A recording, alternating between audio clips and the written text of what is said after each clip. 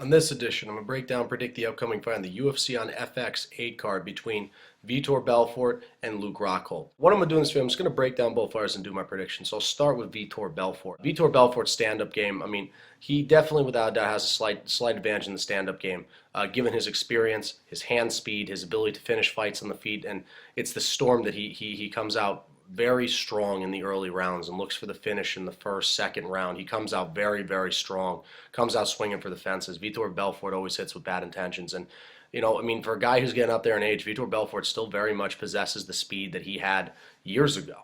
And he's in some of the best shape of his life. He does have a dynamic striking set. He does very much have boxing. One of the better boxers in mixed martial arts. He does have a karate background as well. Could see that with the leg kick he landed on Michael Bisping. But he doesn't so much implement a dynamic striking style like Luke Rockhold does. But still, with regards to his hands, the hand speed he has, the smarts he has of getting inside of strikes and popping forward, he has impressive pop in his step, and along with his hand speed and knockout power, Vitor Belfort is a threat to anybody on the feet, especially in the early rounds.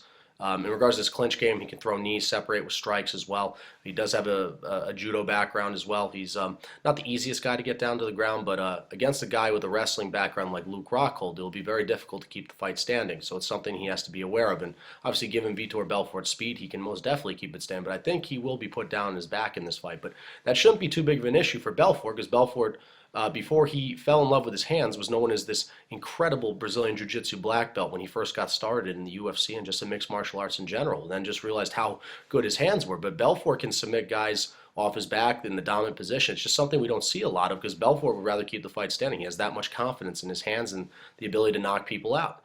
So if this fight does get down the ground, I think we'll see a very active guard from Vitor Belfort, and also I think he'll be able to get up from it as well. He's a very slippery and squirmy guy when he's on his back.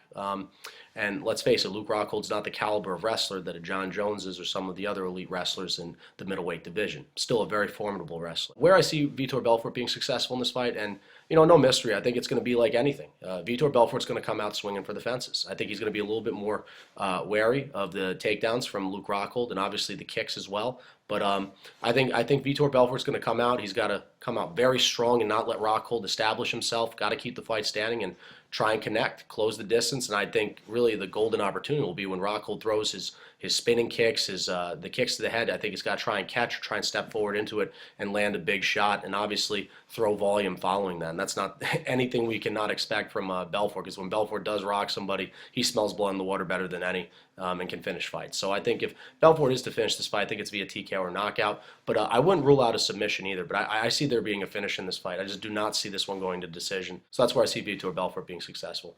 So Luke Rockhold. Now, Luke Rockhold is his first fight in the UFC.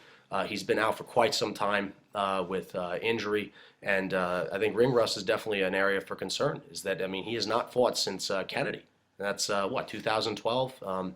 It's been a little bit more than a year since Rockhold's fought. He's been obviously had hampering injuries and nagging injuries that have kept him out of fights, but Luke Rockhold is still an unbelievable talent. He's fought 11 times, without a doubt does not have the experience that Vitor Belfort has had, nor has he faced the caliber of fighters that Vitor Belfort has fought. But that being said, Luke Rockhold trains at American Kickboxing Academy, has a good kickboxing game, really good stand-up. I just don't see him being the better overall striker in this fight. He does implement more of a dynamic striking set, though. He throws a lot more kicks than Vitor Belfort does have good hands and flashy strikes as well. He's definitely the more flashy striker, I'll say.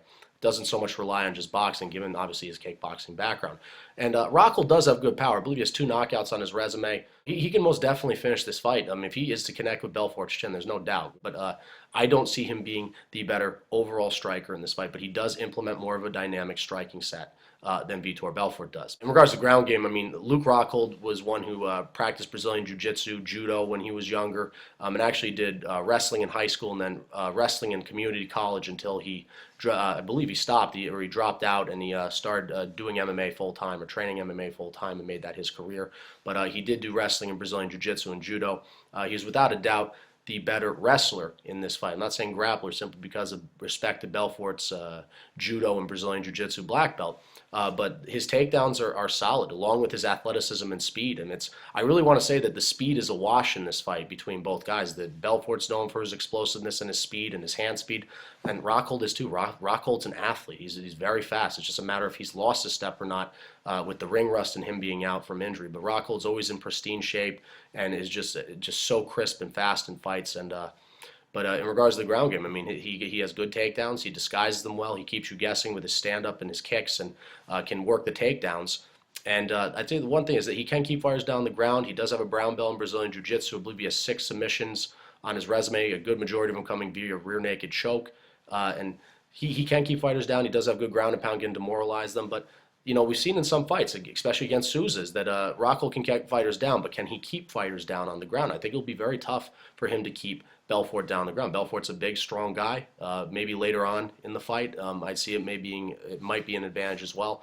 But is he the better overall grappler? No. But is he the better wrestler and can dictate where the fight takes place? I do think so. It's a matter if he could keep Belfort down on the ground and lock in submission while working his ground and pound. But he does have a very good ground game, just not the better overall grappler in this fight. Where I see Luke Rockhold being successful in this fight, I think he's got to weather the storm. In order to beat Vitor Belfort, you got to slow him down early. I would really stress grappling and wrestling in the first 2, maybe 3 rounds, and try and wear down Belfort and make him start breathing heavy. Maybe mix up a little bit of the striking, but I'd be relentless to get him down and wear out Belfort and really try and open up in the later rounds, maybe rounds 3, 4, and 5. So that's where I see Luke Rockhold being successful. So where my prediction lies. This is a tough one, too. I mean, Rockhold, I without a doubt believe the hype in Rockhold. I think he's a great fighter, and I really have no problem with whoever wins this fight. But, tough call. I think Rockhold's actually the favorite going into this fight, which, based on the fighting and some of the performances that Vitor Belfort's had recently, and especially based on the talent these two have fought. I mean, Belfort's fought the higher caliber talent.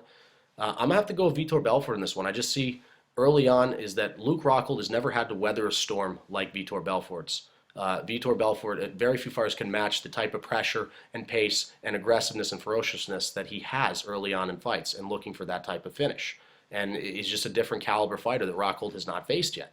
I'd like to think this would be an interesting fight, and I think Rockhold is definitely going to give the business back, but he could get Belfort down, but I see Belfort coming out very early, coming out really connecting with his strikes, and I really see it when Rockhold throws a kick. I think Belfort's going to step forward and connect in either the first or second round and win this fight via TKO or knockout, and obviously maybe move on to face the winner of Anderson Silva versus Chris Weidman. So I'm going to take Vitor Belfort defeating Luke Rockhold via TKO or knockout in the first 2 rounds, first or second round on the UFC on FX 8 card. And that's why for this edition. It's Kyle Delaney signing off. I'm out of here.